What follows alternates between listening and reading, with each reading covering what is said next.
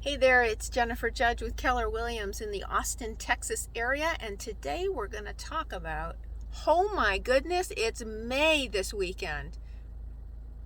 Well, I got a lot of updates and a couple of, points I wanted to share with you from my point of view on what's going on with the economy and how it's affecting housing and also just people, right? So I've always been a big fan of people, and it's been interesting looking at the correlation now that COVID is somewhat winding down and people are deciding where they want to live, where they want to work, how they want to work.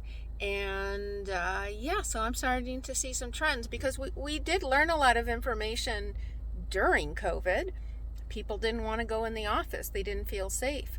A lot of people didn't want to go in the office because they realized I can be more productive at home as well as have more balance with life and what have you. And a lot of employers were really scrambling to please everybody.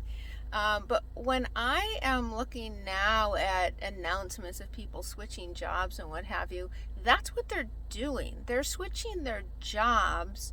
They're not switching their careers. And if that's the case, there's probably two things. One, they're getting more money. Employers can go on all day long about benefits, but a lot of times money will pull people away. And also where they can work, right? So some employers are definitely ready to have their employees come back into the office or some sort of hybrid. And then you're going to see other organizations. Who was it today? Was it Airbnb and announced that employees can work anywhere they want to, anywhere in the world.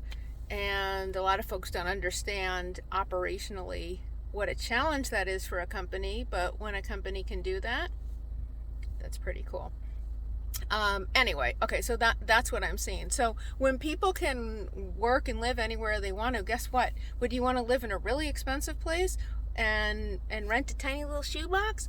Or would you rather live somewhere where you can afford a house and land, maybe a view? And there's really not a wrong answer there, because some people, the last thing in the world they want is space at the cost of lack of culture in a community or not feeling tied into a community. But that really is continuing to ramble up the real estate market. And it's interesting. So let's talk about the Austin area, okay? I just had a close yesterday and I'm thrilled. My sellers ended up moving. They're staying in Texas, but they moved to the other side of the state in El Paso. They got a home that was less expensive than what they had here, but a lot more bang for their buck with a swimming pool, a view, the whole 9 yards. So that worked for them. And they also, most importantly, got to be close to some of their family. So the real estate market, let's just call it May 1st because we're pretty damn close. Stock market, like big time. Will it bounce back? Probably at some point. But a lot of times buyers are, harboring a lot of funds in the stock market so that they can liquidate them to get in the market. And right now, that's not so easy. And for some people, they forget that when the market goes down, eventually it goes up. But right now, we're in a bit of a firestorm with everything going on in the Ukraine, and COVID coming back, and there's always our politics. So that makes buyers nervous. But guess who else it makes nervous? People who have been considering selling. People were just on the cusp of starting to think, I can sell my house. Either because they think there might be another house on the market, or maybe they've made the decision to leave. Or a lot of times, and this is a big group, is investors who bought in to rent it out, and now that property tax announcements have come out, they're like, I'm out. I can't do this. I'll take the profit and I'm going to leave. Right? So there's a lot of things that are generating people to want to sell, but now with rates going up, people are concerned, am I going to get everything that I was hoping to get if I sell this home? So guess what? We're back. I would say we're not in an ultra seller's market. However, you're still in the driver's seat if you're a seller. But you must, I repeat, you must price your home appropriately. Don't be greedy. Don't listen to the person next door or the person down the street.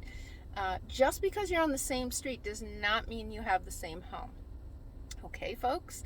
So, find an agent who understands the market, who studies it and analyzes it and really looks at all the data points. Pricing your home is not based on how you feel. It is a numbers game, and it is very important, besides things like staging your home, getting your home prepared to go to market. It's how you price your home. Okay? So flip side for buyers. You may think, oh God, multiple offers, yada, yada, yada. When you are looking for a home, ask your agent, what is this home worth? And look at the numbers. There's still stats that will help you generate a strong offer, as well as the other parts, right? Are you using a local lender? Are you flexible on when you move in? Do you understand that when you go through an inspection, of course go through an inspection if that's something that you want to do. I always advise it. Yes, sometimes it's great if you waive it, but that is not advised more than 9 out of 10 times. So I digress, I apologize. But if you're a buyer, it is important also, it's still strategic. And if you feel that this is the home that you have to have, yeah, you might pay a little bit more so you make sure you get in, but hopefully you'll be there and prices will continue over time to increase, and it is an investment as well as your home. So we're seeing inventory increase in Austin. We are over 2,500 homes. Last week we were over 3,000, which is great. Remember, 6,000 is really a healthy market. However, with rates higher, there's just less competition. So don't give up.